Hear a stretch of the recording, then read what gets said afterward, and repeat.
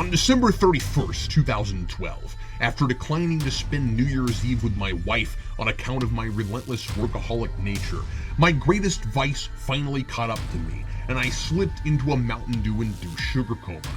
Or at least, that's what a very convincing version of my arch-nemesis Doomsvince claimed when he came to me in a surreal, dreamlike version of my office and gave me a sadistic choice. I could either live out the rest of eternity in a purgatory of my own making, or I could pay for all of my selfish deeds by spending an entire year doing what I spent all my time doing, at the expense of all other responsibilities: review comic books.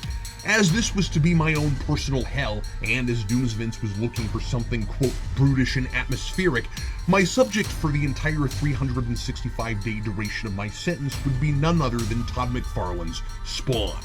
To add to the mystique and to prove just how much control he somehow had over me, Doomsvince not only transported me to a strange graveyard to spend the next year in, he erased my memory of all Spawn knowledge I ever possessed.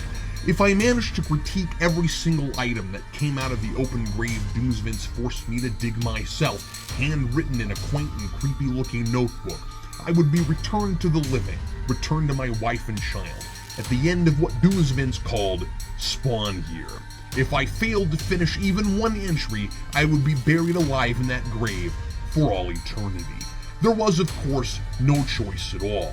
I accepted Doomsvince's challenge, unaware of just how treacherous, twisted, and mind-bogglingly bizarre the road ahead was. Each day, a comic book or other Spawn-related item shot up out of the open grave, and each day I diligently wrote the most thorough and well-considered review I could.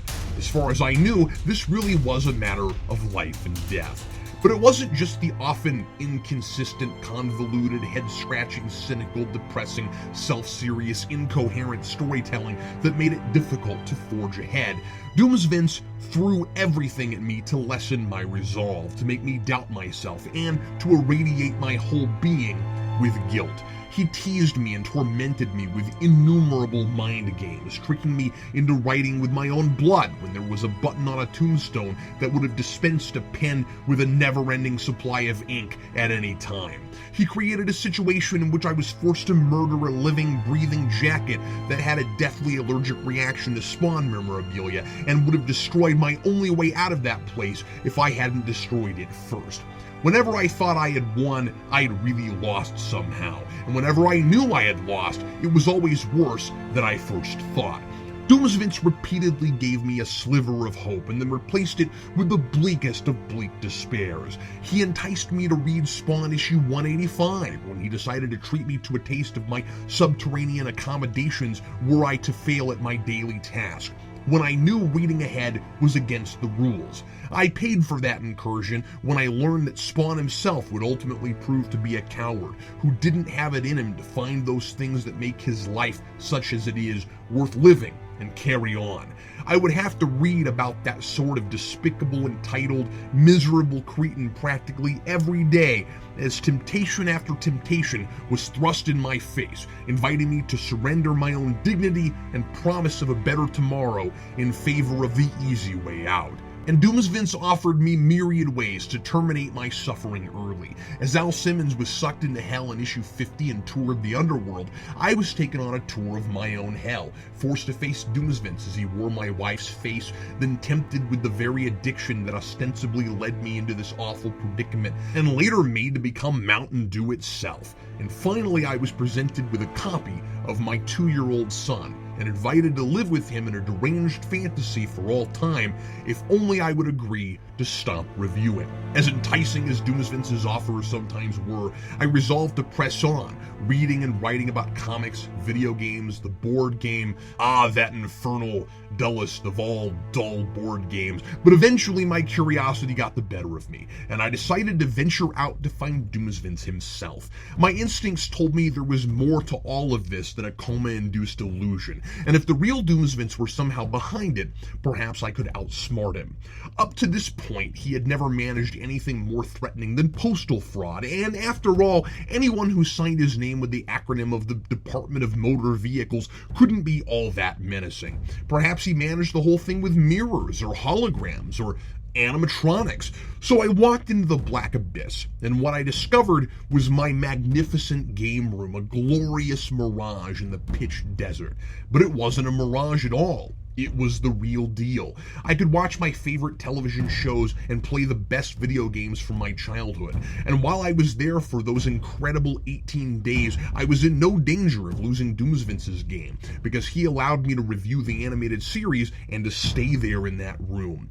And of course, as he had planned, I became too comfortable, and to quote perhaps the most overused line in Spawn comics, I played right into his hands.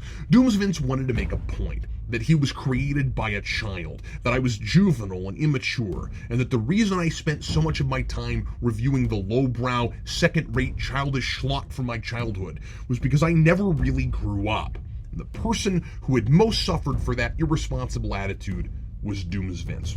And then he made me beg him to send me back to that horrible graveyard, or I would have to incur the wrath of his zombie-like prototype clones, left over from the earliest experiments that Dan Torrey secretly ran before he finally understood how to effectively create a perfect and intelligent clone of Vincent Haskins. Prior to this, I had never really given Doomsvince's motivations for his pathetic villainous schemes very much thought. Radical and, in hindsight, ill-conceived plot of my own, I, several years earlier, enlisted Dan's help in creating a second Vince to help me in keeping up my video output on Geekvolution.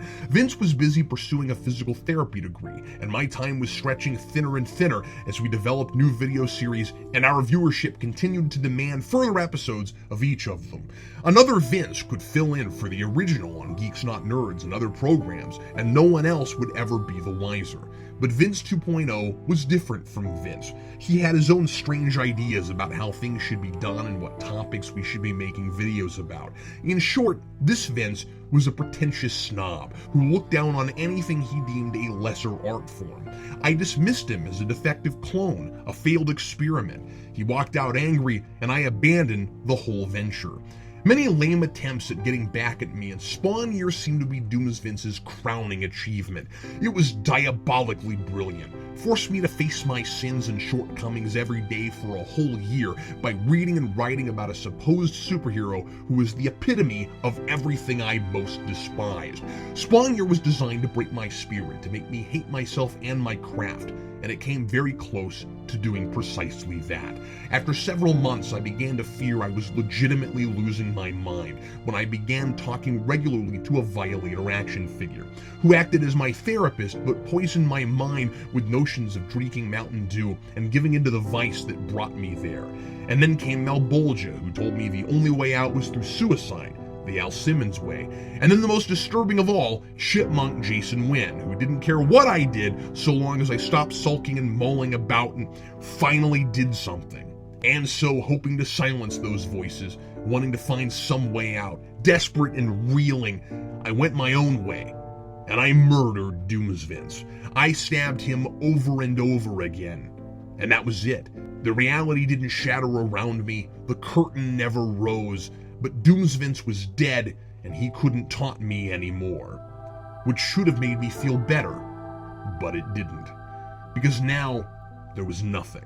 The comics still came, but I had no idea why. I had no idea what the impetus was behind the whole operation. And if there was no Doomsvince, how did I know I wouldn't be at this forever? At this point, I understood nothing. Had I killed the real Doomsvince? Was all of this actually in my head from the very start? And who was I now that I had gone from killing in self-defense to stone-cold premeditated murder? All I knew was that my mind was slipping, and I craved Mountain Dew like I had never craved anything before.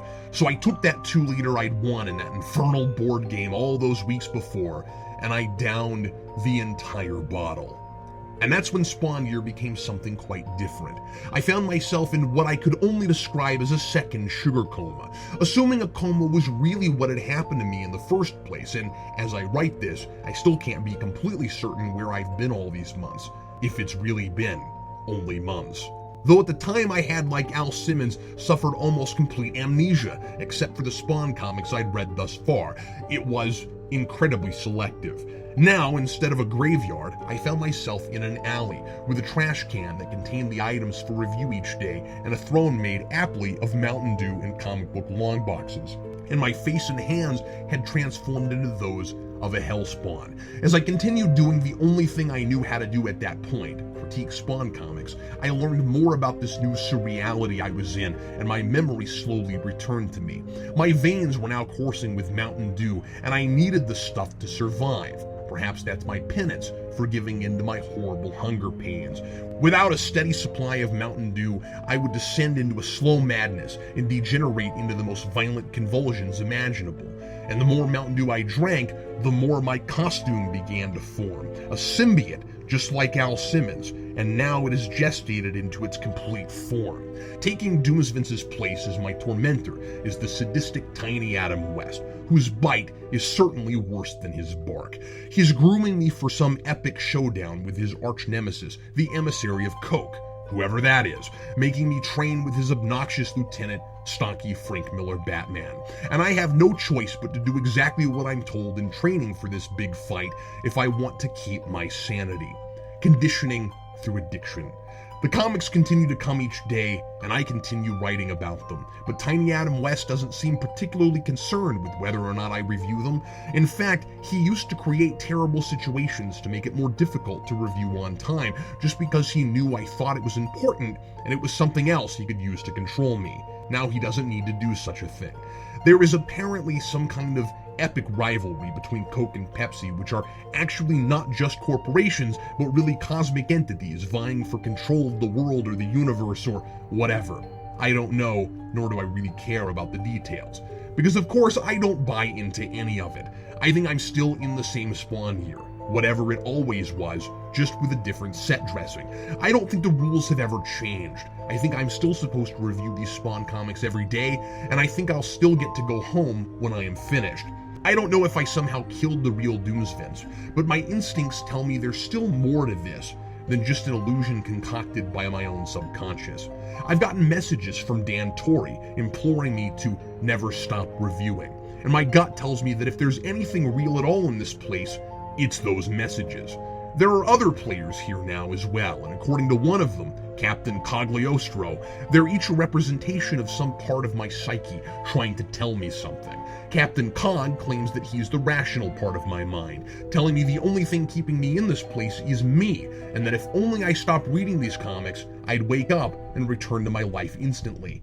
And the longer I make myself stay, the more of my mind slips into this fantasy world, and the more danger I'm in of never being able to discern fantasy from reality. And then there's Freakadoo, apparently the personification of my eventual madness, the nut job I'll become if I continue on the path I'm on now. And Captain Cog thinks that Tiny Adam West represents my guilt, the part of myself that thinks I deserve to be here and is punishing me for all my misdeeds. And I have sometimes heard disturbing words from what sounds like the great beyond, my wife encouraging me to never wake up because there is no place for me back in my old life, and a doctor claiming I'm no closer to waking up. Might this be real evidence that I could wake up anytime I'd like? And if so, is that world any less a hell than the one I'm in now? For all I know, it's one more trick to confuse and depress me, to entice me to stop reviewing and stay here forever. I'll have to cross that river when I come to it. All I can be sure of is that I've made things hardest for myself by deviating from the original agreement. I've made my bed, and all I can do now is lie in it and hope it'll let me get up out of it when this nightmare is finally over. I know that trying to take shortcuts is what created Doomsvince in the first place, and trying to take another one when he walked out was the worst mistake I've ever made. I know I don't want to give up like Al Simmons has time and time again, and I know I want to better myself, and I don't want to keep making the same mistakes like Al does over and over again. I know I'm sick of lackluster and disturbingly bad comic books, and I know there's something suspiciously MST3K about this entire situation. But I want to go home. I want to fix the things that are wrong with my life. I've embraced my identity as Captain Spawn for the time being. And when the time comes, I will fight the emissary of Coke, and I will do everything I can to win if that's what I have to do to finish this whole thing. But I'm through looking for the easy way out. If I'm not insanely off base, there are still 78 days left in Spawn Year. No matter what happens, I'm not changing anything. Let's see what happens in 2.5 months when I dot that last I, cross that last T, and write the letter CS for the final time. I am Captain Spawn, and tomorrow is day 288 of Spawn Year.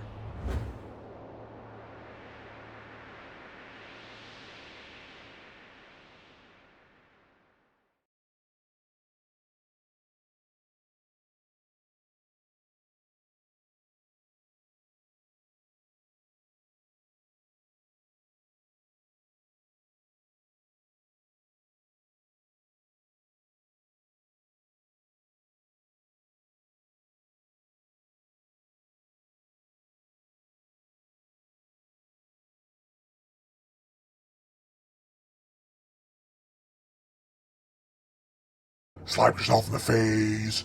Slap yourself in the face. Slap yourself in the face. Slap yourself in the face.